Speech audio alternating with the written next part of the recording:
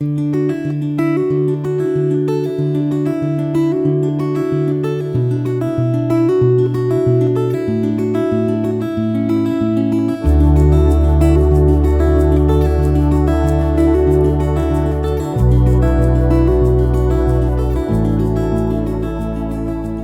reading begins in Leviticus chapter 9, starting in verse 7. Moses said to Aaron, "Draw near to the altar, and offer your sin offering, and your burnt offering, and make atonement for yourself, and for the people, and offer the offering of the people, and make atonement for them, as the Lord commanded." So Aaron came near to the altar, and killed the calf of the sin offering, which was for himself. The sons of Aaron presented the blood to him, and he dipped his finger in the blood, and put it on the horns of the altar, and poured out the blood at the base of the altar. But the fat, and the kidneys, and the cover from the liver of the sin offering he burned upon the altar, as the Lord commanded Moses. The meat and the skin he burned with fire outside the camp. He killed the burnt offering, and Aaron's sons delivered the blood to him, and he sprinkled it around on the altar. They delivered the burnt offering to him, piece by piece, and the head. He burned them upon the altar. He washed the innards and the legs, and burned them on the burnt offering on the altar. He presented the people's offering, and took the goat of the sin offering which was for the people, and killed it, and offered it for sin, like the first. He presented the burnt offering, and offered it according to the ordinance. He presented the meal offering, and filled his hand from there, and burned it upon the altar, in addition to the burnt offering of the morning. He also killed the bull and the ram, the sacrifice of peace offerings, which was for the people. Aaron's sons delivered to him the blood, which he sprinkled around on the altar, and the fat of the bull and of the ram, the fat tail, and that which covers the innards, and the kidneys, and the cover of the liver. And they put the fat upon the breasts, and he burned the fat on the altar. Aaron waved the breasts and the right thigh for a wave offering before the Lord, as Moses commanded. Aaron lifted up his hands towards the people, and blessed them, and he came down from offering the sin offering, and the burnt offering, and the peace offerings. Moses and Aaron went into the tent of meeting, and came out and blessed the people, and the Lord's glory appeared to all the people. Fire came out from before the Lord, and consumed the burnt offering and the fat upon the altar. When all the people saw it, they shouted, and fell on their faces. Nadab and Abihu, the sons of Aaron, each took his censer, and put fire in it, and laid incense on it, and offered strange fire before the Lord, which he had not commanded them. Fire came out from before the Lord, and devoured them, and they died before the Lord. Then Moses said to Aaron, "This is what the Lord spoke of, saying, I will show myself holy to those who come near me, and before all the people I will be glorified." Aaron held his peace. Moses called Mishael and Elzaphan, the sons of Uzziel, the uncle of Aaron, and said to them, "Draw near, carry your brothers from before the sanctuary out of the camp." So they came near, and carried them in their tunics out of the camp, as Moses had said. Moses said to Aaron, and to Eleazar, and to Ithamar, his sons, "Don't let the hair of your heads go loose, and don't tear your clothes, so that you don't die, and so that he will not be angry with all the congregation. But let your brothers, the whole house of Israel, bewail the burning which the Lord has kindled. You shall not go out from the door of the tent of meeting, lest you die, for the anointing oil of the Lord is on you." They did according to the word of Moses. Then the Lord said to Aaron, "You and your sons are not to drink wine or strong drink whenever you go into the tent of meeting, or you will die. This shall be a statute forever throughout your generations. You are to make a distinction between the holy and the common, and between the unclean and the clean. You are to teach the children of Israel all the statutes which the Lord has spoken to them by Moses." Moses spoke to Aaron, and to Eleazar, and to Ithamar, his sons who were left, "Take the meal offering that remains of the offerings of the Lord made by fire, and eat it without yeast beside the altar, for it is most holy. And you shall eat it in a holy place, because it is your portion, and your son's portion, of the offerings of the Lord made by fire, for so I am commanded. The waved breast and the heaved thigh you shall eat in a clean place, you and your sons, and your daughters with you, for they are given as your portion, and your son's portion, out of the sacrifices of the peace offerings of the children of Israel. They shall bring the heaved thigh and the waved breast with the offerings made by fire of the fat, to wave it for a wave offering before the Lord. It shall be yours, and your sons with you, as a portion forever, as the Lord has commanded." Moses diligently inquired about the goat of the sin offering, and behold, it was burned. He was angry with Eleazar and with Ithamar, the sons of Aaron who were left, saying, "Why haven't you eaten the sin offering in the place of the sanctuary, since it is most holy? And he has given it to you to bear the iniquity of the congregation, to make atonement for them before the Lord. Behold, its blood was not brought into the inner part of the sanctuary. You surely should have eaten it in the sanctuary, as I commanded."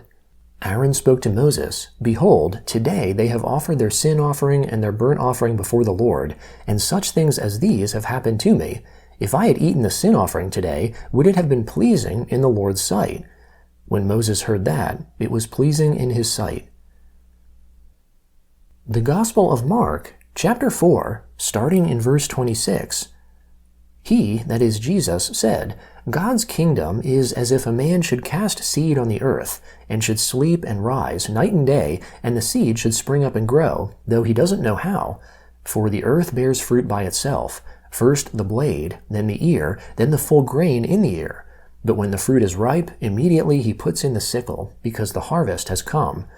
He said, "How will we liken God's kingdom? Or with what parable will we illustrate it? It's like a grain of mustard seed, which, when it is sown in the earth, though it is less than all the seeds that are on the earth, yet when it is sown, grows up and becomes greater than all the herbs, and puts out great branches, so that the birds of the sky can lodge under its shadow."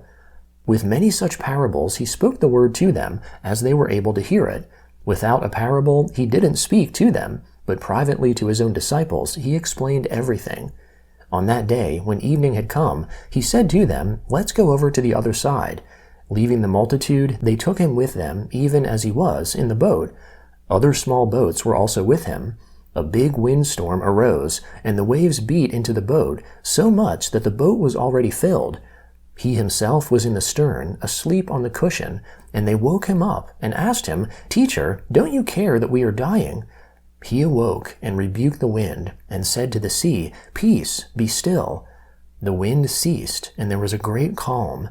He said to them, "Why are you so afraid? How is it that you have no faith?" They were greatly afraid, and said to one another, "Who then is this, that even the wind and the sea obey him?" They came to the other side of the sea, into the country of the Gadarenes. When he had come out of the boat, immediately a man with an unclean spirit met him out of the tombs. He lived in the tombs. Nobody could bind him any more, not even with chains, because he had been often bound with fetters and chains, and the chains had been torn apart by him, and the fetters broken in pieces. Nobody had the strength to tame him. Always, night and day, in the tombs and in the mountains, he was crying out and cutting himself with stones. When he saw Jesus from afar, he ran and bowed down to him, and crying out with a loud voice, he said, "What have I to do with you, Jesus, you Son of the Most High God? I adjure you by God, don't torment me." For he said to him, "Come out of the man, you unclean spirit." He asked him, "What is your name?" He said to him, "My name is Legion, for we are many." He begged him much that he would not send him away out of the country. Now on the mountainside there was a great herd of pigs feeding. All the demons begged him, saying, "Send us into the pigs, that we may enter into them." At once Jesus gave them permission. The unclean spirits came out and entered into the pigs. The herd of about 2,000 rushed down the steep bank into the sea, and they were drowned in the sea. Those who fed the pigs fled, and told it in the city and in the country. The people came to see what it was that had happened. They came to Jesus, and saw him who had been possessed by demons sitting, clothed and in his right mind, even him who had the legion, and they were afraid. Those who saw it declared to them what happened to him who was possessed by demons, and about the pigs. They began to beg him to depart from their region. As he was entering into the boat, he who had been possessed by demons begged him that he might be with him. He didn't allow him, but said to him, "Go to your house, to your friends, and tell them what great things the Lord has done for you, and how he had mercy on you." He went his way, and began to proclaim in Decapolis how Jesus had done great things for him, and everyone marveled. Psalm 37, beginning in verse 30. The mouth of the righteous talks of wisdom, his tongue speaks justice. The law of his God is in his heart, none of his steps shall slide. The wicked watch the righteous, and seek to kill him. The Lord will not leave him in his hand, nor condemn him when he is judged. Wait for the Lord, and keep his way. and he will exalt you to inherit the land. When the wicked are cut off, you shall see it. I have seen the wicked in great power, spreading himself like a green tree in its native soil. But he passed away, and behold, he was not. Yes, I sought him, but he could not be found. Mark the perfect man, and see the upright, for there is a future for the man of peace. As for transgressors, they shall be destroyed together. The future of the wicked shall be cut off. But the salvation of the righteous is from the Lord. He is their stronghold in the time of trouble. The Lord helps them and rescues them. He rescues them from the wicked and saves them, because they have taken refuge in him. Proverbs chapter 10, beginning in verse 6. Blessings are on the head of the righteous, but violence covers the mouth of the wicked. The memory of the righteous is blessed, but the name of the wicked will rot.